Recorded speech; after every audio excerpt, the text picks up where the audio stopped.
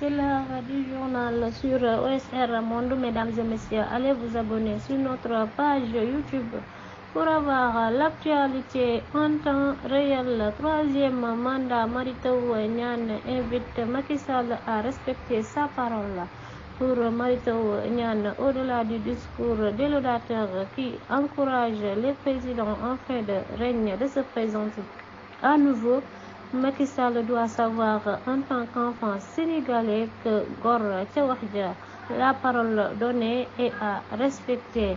Macky Sall avait dit, note le professeur Niane, que le mandat qu'il cherchait était le dernier. Il l'a écrit dans son livre La parole donnée est sacrée, rappelle-t-il. S'agissant de l'initiative de Alioune Tine, Y'en a marre et d'autres organisations de la société civile qui ont lancé Diamaguène troisième mandat, l'ancien ministre de l'enseignement supérieur affirme que le slogan est très positif parce que rien ne peut se faire sans la paix. C'est un appel de citoyens et je les soutiens et appelle à les soutenir, a invité Mary Teuw Niane.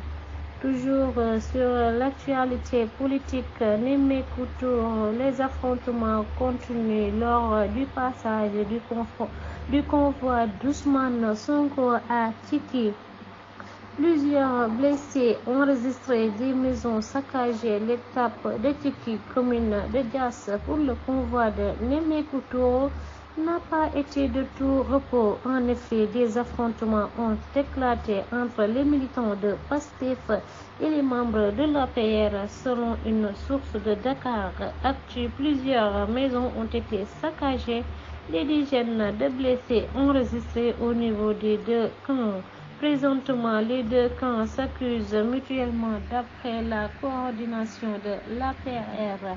Fatou John, des gardes-corps d'Ousmane Sonko et ses militants ont attaqué la foule qui scandait le nom d'Adji Sarr à l'entrée du village de Tiki.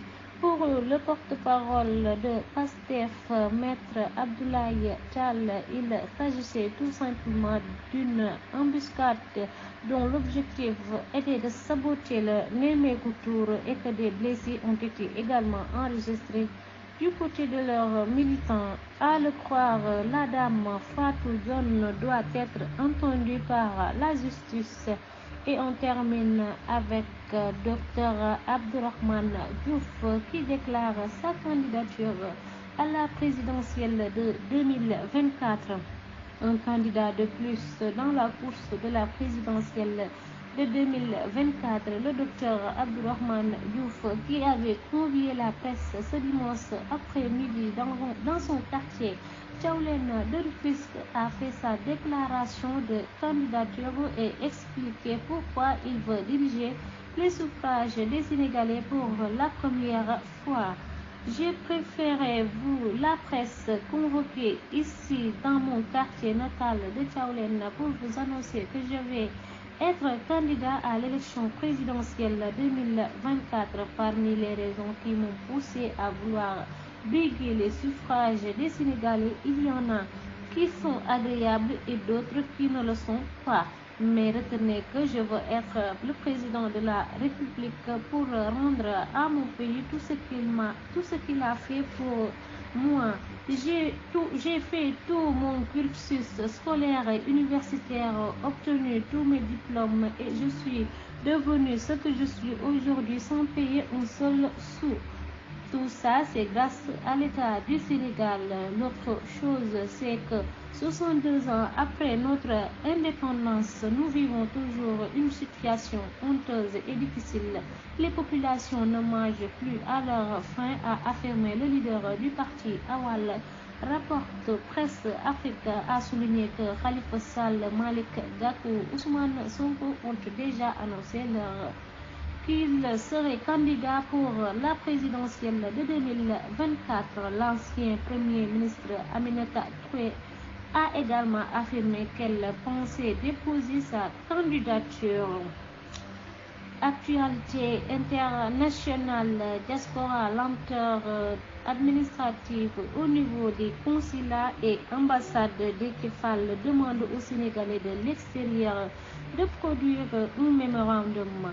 Dans le cadre de sa tournée internationale, le patron de PRP a rencontré ce dimanche après-midi les Sénégalais et Sénégalaises de la diaspora à Brescia en Italie. Selon lui, les échanges ont tourné autour des difficultés auxquelles ils sont quotidiennement confrontés et sur l'indifférence totale des autorités étatiques sur ces questions.